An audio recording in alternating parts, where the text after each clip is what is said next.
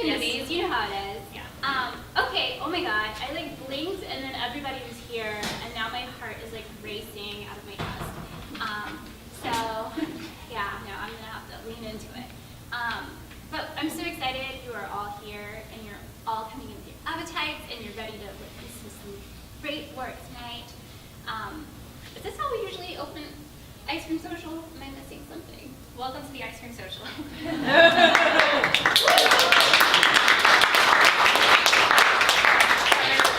Once a month feminist reading series where we invite 3 wonderful women writers to be our featured readers, but first we open up with some ice cream and an open mic.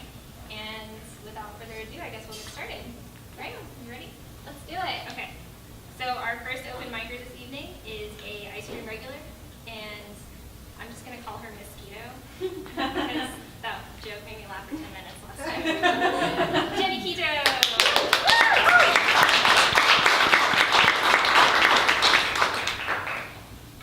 I don't know if I need this, but let's see.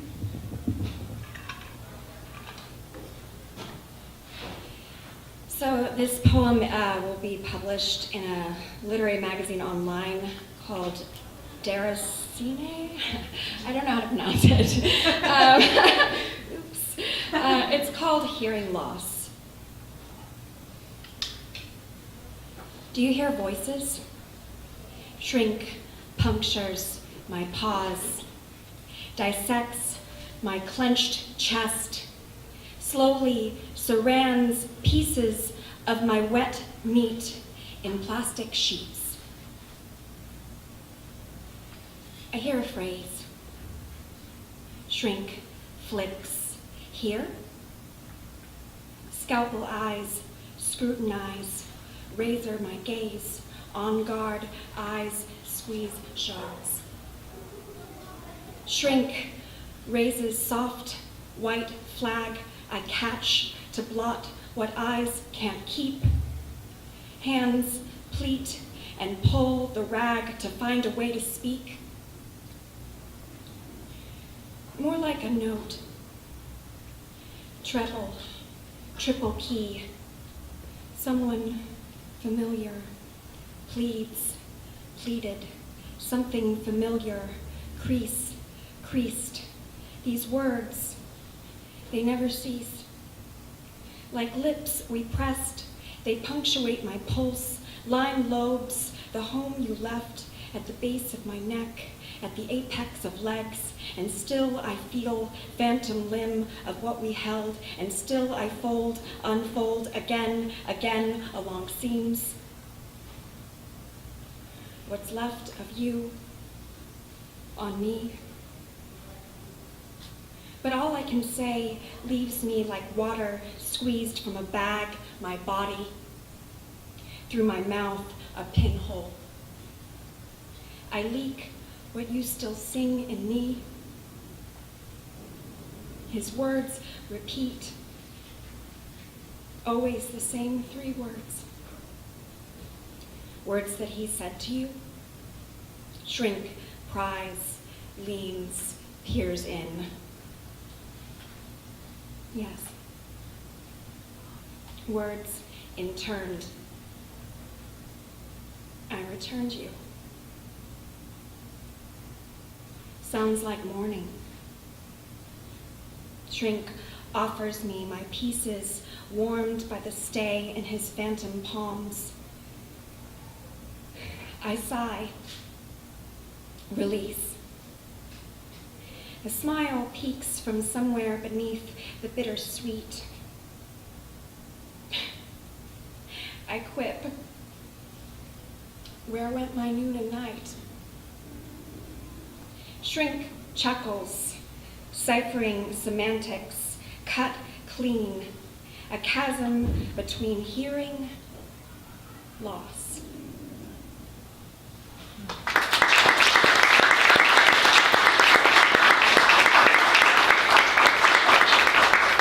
Thank you, Jenny. You're always amazing. Up next is, okay, this is weird. Up next is a once featured Ice Cream Social reader, and we're so excited to welcome her back as an open micer, Leal.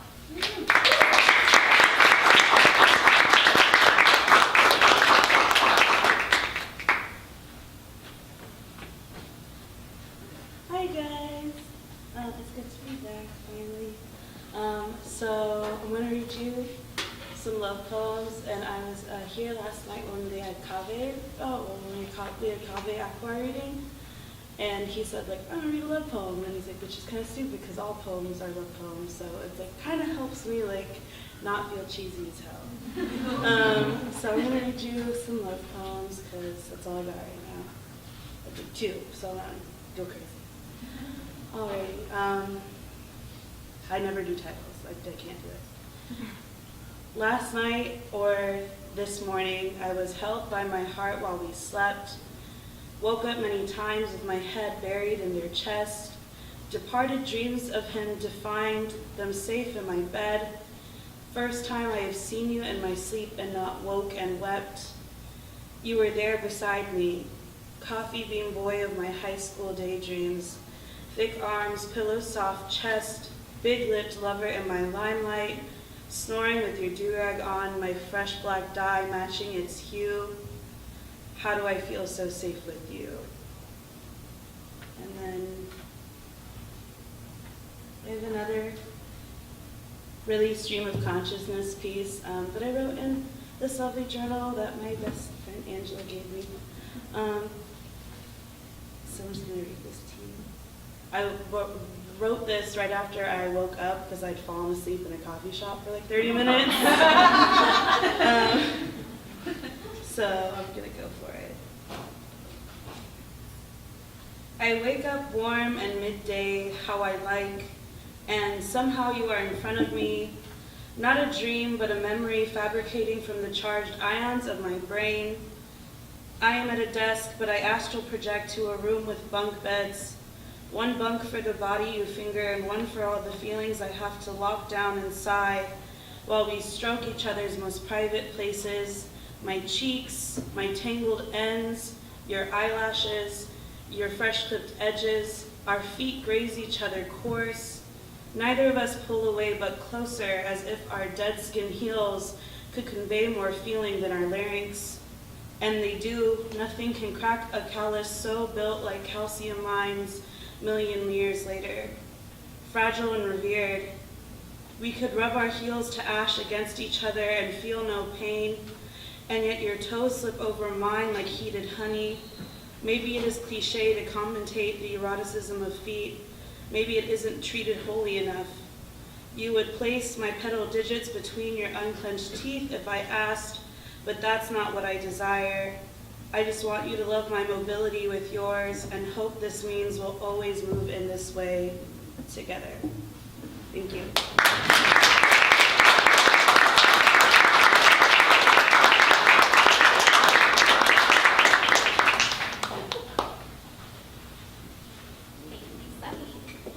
Those were lovely. Thank you. Not as funny as I think I am. You're so funny. Our next open micer is Siriol McAvoy.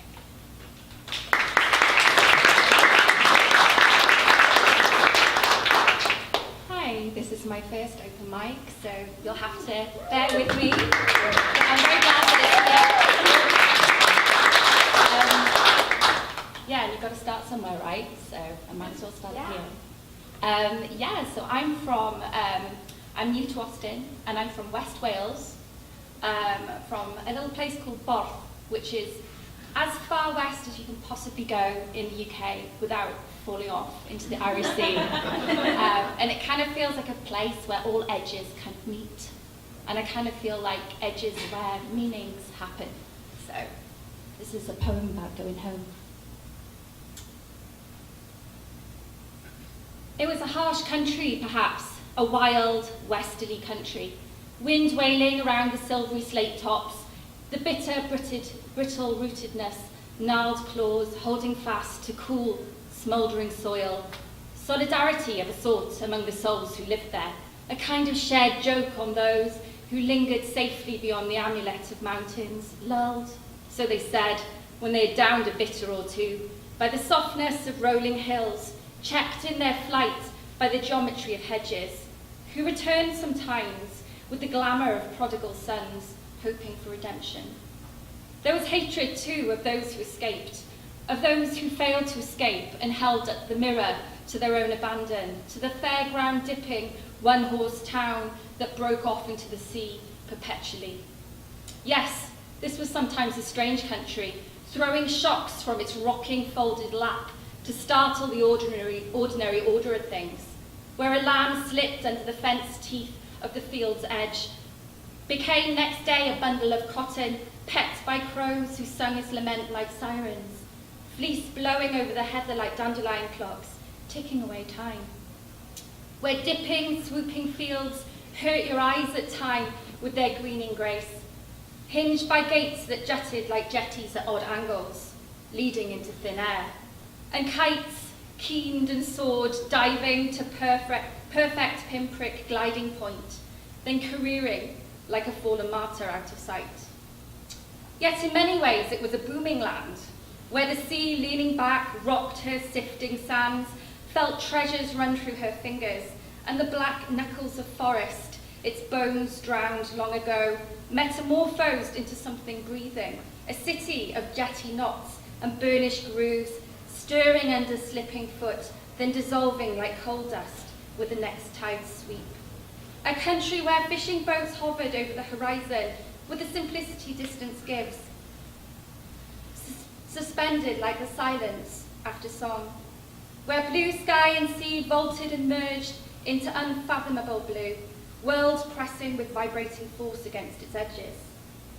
The returning native, unwinding the pathway of the cliffs, wandering on the world's roof, wondered, just for a moment, as she gazed out to sea with habitual air, what it would be to hurl herself off, to be held, just for a second, by outspread canopies of dimpling blue. Thank you.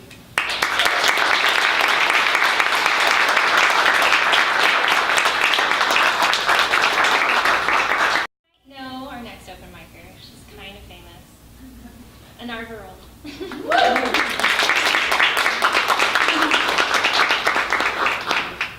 So famous.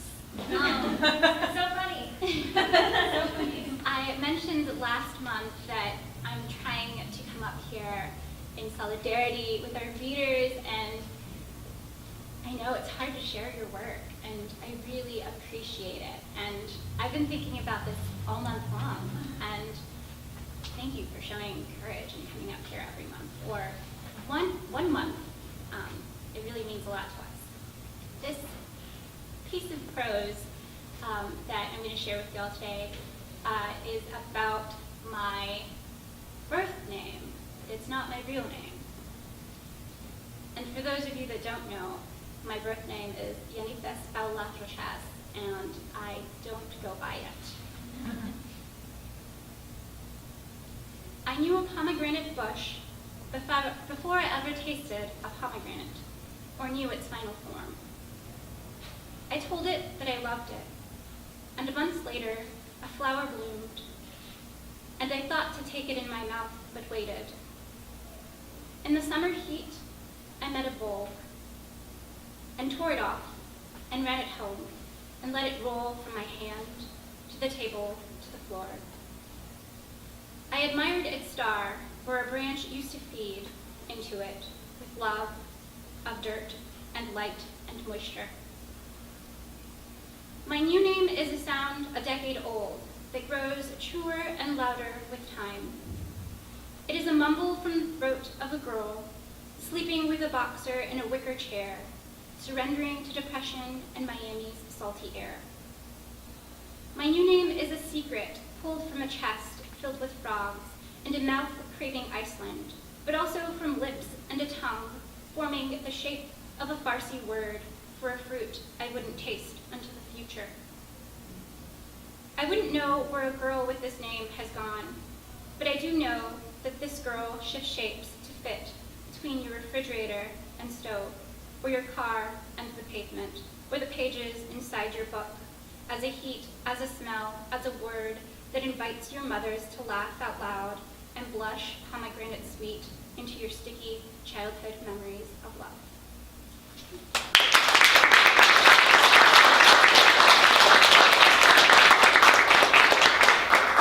And our next open micer is Taylor Stafford.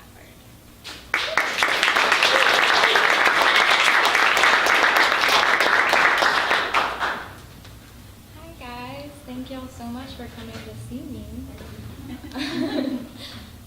This is my first reading ever.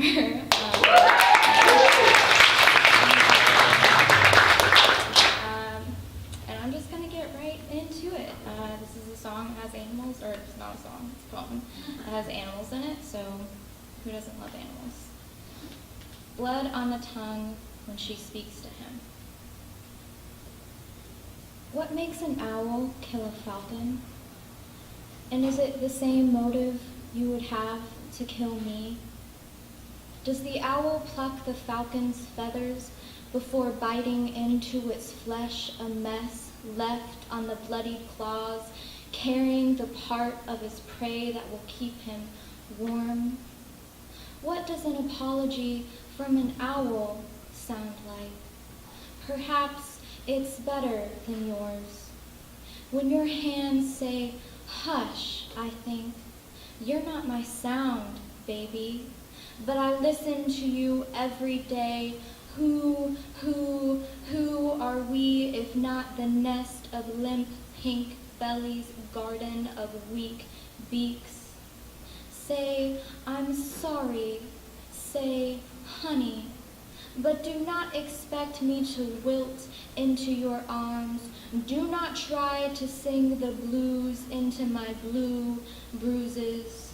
When your eyes say, shut up, I think, you're not my breath, darling, but here you are holding it, then loosening like a dumb boy, changing his mind about dismembering the bee that stung him.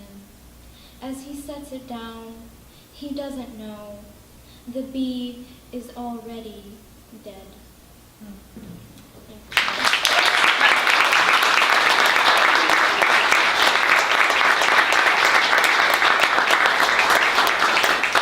Are y'all sure you haven't done this before?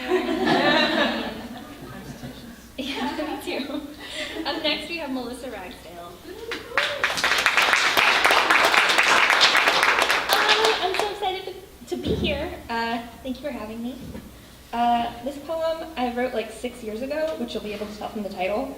And I wrote it during all that hype about like how the Mayans predicted the end of the world. All right. Valentine's Day 2012. Love, I have been doing experiments on myself. I have been disambiguating each of my bones. Love, why don't you answer when I call? Love, another year has manufactured itself, and another year is coming. Love, it has been a very long time since I have been touched. Love, these days I keep the scientific method in my back pocket, in reach. Love, I still don't understand anything. Love, I have been patiently and systematically stealing from Allen Ginsberg. That old crook, he won't miss any of it anyhow. Love, it was me who left all that blood in the shower. Love, I don't think I believe in you. Love, there are lists and lists of people who I have forgotten. Love, why won't that ringing stop? Love, you are beginning to lose meaning for me. Love, you are turning into a shell of letters around an empty word. Love, you feel like so many more syllables than you are. Love, sometimes I presume to know what you are. Love, sometimes I pretend neither of us exist. Love, I am tapping against the glass of my own body here. Love, they say it will end soon, that the world is going to perish violently around us, that we will become so hungry we will swallow ourselves one bite at a time. There will be fire, there will be floods, bodies blown back into the night, screams and screams until there's nothing at all, not even you. Do you feel it, love, rising beneath us? Trembling? Thank you.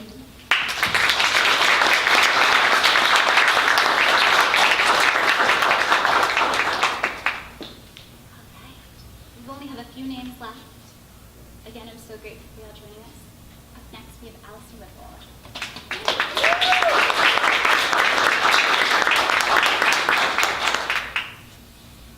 This is called Beachcombing, 5 a.m. After the storm makes a liar of the weekend forecast, sends tide beyond rack line over berm. After the gusts split tent poles down the middle, forcing us out into rain. After we cram essentials back, haphazard into the truck, sit in the front seats and wait. After clouds break to reveal Jupiter's glow, we know all hope of sleep is lost. Port Arthur refinery lights project false belief in impending sunrise. We walk along a thin strip of sand ruched into tiny dunes from high cresting water. In your headlamp, the caps of waves froth brown with churned up sediment. The Gulf has tossed a miscellany of shells for miles down the beach. You fill your pocket with lightning whelks and horse conches. I hoard shark eyes, streaked rust and navy blue, wrapped tight into golden ratios. My favorite, though, a damaged rock snail, because I like the way it is broken. Hollowed to no longer resemble the curve of an ear, but rather the junction of rib and sternum. I wrap my arm around your back, feel your body warm against the pre-dawn damp.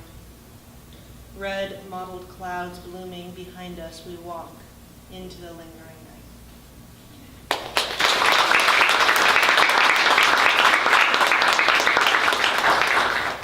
Thank you as always, Allyson. It's not ice cream without you. It's not. I mean, she's a staple. But like a golden, fancy staple. Anyways, our last open micer is Melissa Vera.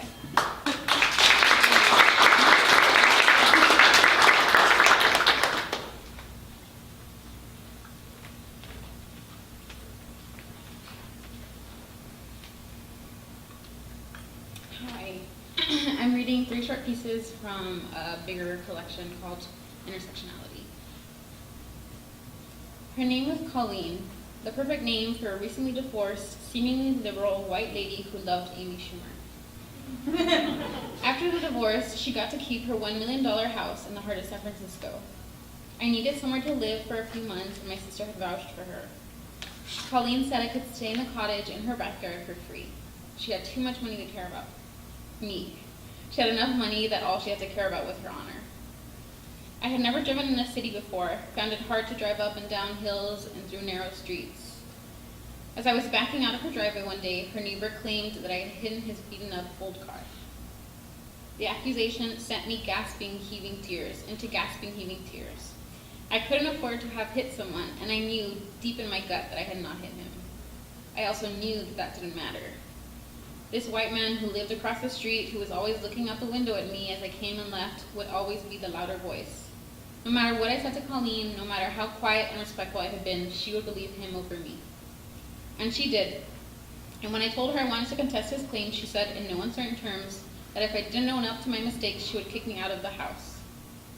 She equated what I was trying to do to one of her black neighbors who, while driving drunk, drove through someone's mailbox and refused to pay for the damage.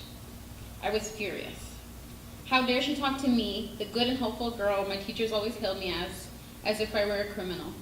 No matter how hard I tried to be invisible, to be agreeable, to be accommodating, I was always going to be a brown girl. And brown girls aren't to be trusted. Are you going to the Women's March? She asked me after she was done making me feel the smallest I've ever felt. I don't know, I said. Well, you should. Us women have to stick together. We really meant to go to the march. I promise we did. We're both passionate and motivated, and God knows we've been fighting our own battles on the ground for years. But we didn't go. We didn't go, and I don't feel guilty about it. We were angry, 2 brown women angry that we had to somehow prove ourselves by showing up. We were angry that a march had had to happen to begin with. We were angry that the white women who elected Trump into office were the ones leading the charge, because they always were. So yes, we stayed home, and we said screw you to Trump in the best way we knew how.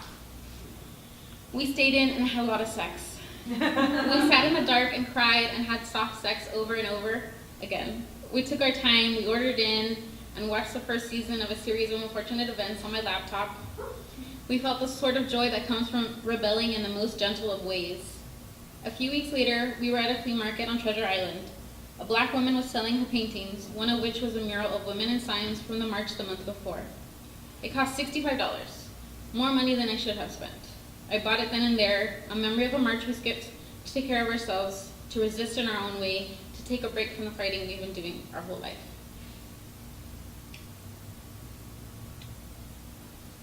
This is the last. Mornings with you are my favorite. When we have no place to go and nothing to do. I haven't put my glasses on yet, but I can already tell how beautiful you look. You smile at me so sweetly, so gently, as if to say good morning, but you won't say it out loud because this silence is golden. You kiss my cheek softly. I kiss yours. We stay in bed for what feels like hours. You trace lines on my back with your fingers, and I scratch your head, just the way you like. We let the cats in, let them roam the room, walk all over us, purring, and need us like we're their mothers, because we are. We get tangled up in sheets, and I act silly, the way I do when I have the energy, when I'm feeling good, and especially in love with you. I make funny faces, and we make a fort, and you try to kiss me, but miss my lips and get my chin or my nose instead. And the cats are trying to get us with their sharp claws, their favorite game to play. I shield you with my body so they won't hurt you. Then we lie down again, holding hands, still being soft with each other. I have never loved you more than I do at this moment. Bacon, you ask, getting up, kissing my hand like I'm a princess. Definitely, I say, kissing your hand right back. You go into the kitchen to make us biscuits while I stay in bed, reading the book you gave me for Christmas. Thank you.